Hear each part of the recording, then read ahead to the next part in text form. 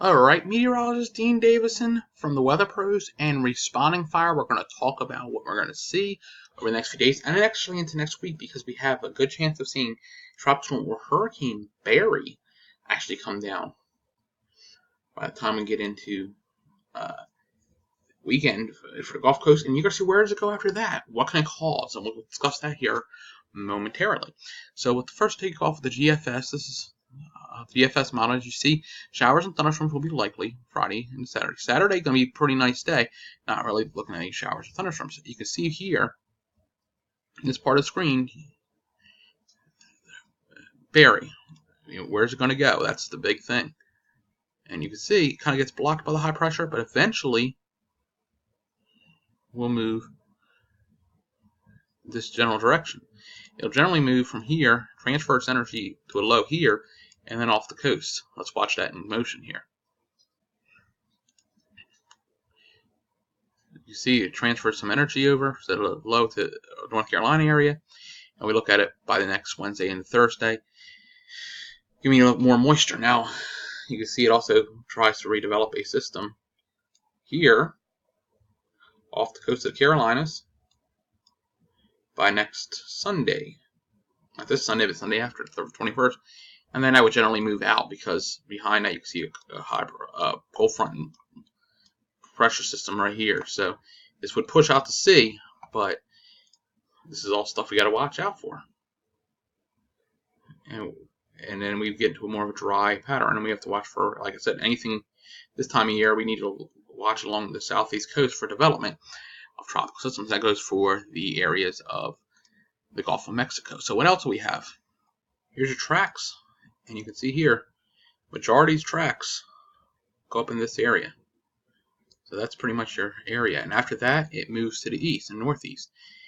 It'll get stalled by the high pressure that's over here, but eventually, with the two high pressures, it's going to be driven right up in one of these areas. So that's the biggest thing about these tropical systems. If they're driven by other systems, and too high, it's going to drive it right down up the area. A lot of these will shift and turn east, which could next week get into our weather pattern. Other issues locally prior to that, while Barry is getting itself together and you get the marginal risk here along the Gulf Coast for tornadoes, you also watch for showers and thunderstorm issues here along the northeast and mid-Atlantic states.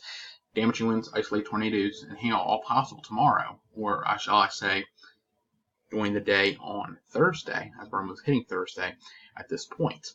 So in this area, we're going to have to watch for damaging winds, hail, and a chance of isolated tornadoes. It's just that straightforward. For anybody watching this potential tropical cyclone 2, or what we know as Barry, tropical depression is expected to form on Thursday over the north Gulf of Mexico and will turn likely into a hurricane. Dangerous storm surge will be in parts of Louisiana. That's not such a good area with New Orleans and that area. Hurricane watch is in effect for most of Louisiana, not the Carolinas. And additional tropical storm warnings and watches will be probably issued Thursday. Slow movement will cause major inland flooding, and that's for there. And like I said, eventually we may have an issue here in the Roanoke Valley when this thing moves east. Depending on how close that low is, could lead to whether we get just some heavy rain, a little bit of rain and wind, more potentially tornadoes. Because if the low is close enough, it can spawn off any past tropical systems can spawn off tornadoes. So it's something we got to keep an eye on, but that's for next week. Our biggest issue right ahead of us is the threat for severe weather, which will be on Thursday. Damaging winds, hail, and isolated tornadoes, mainly from the time of 1 p.m. to 10 p.m. And we'll keep you updated and make sure you have multiple ways to get your information for warnings. We'll talk to you again soon. Meteorologist Dean Davison. Thanks for watching. Have a great evening and a great day.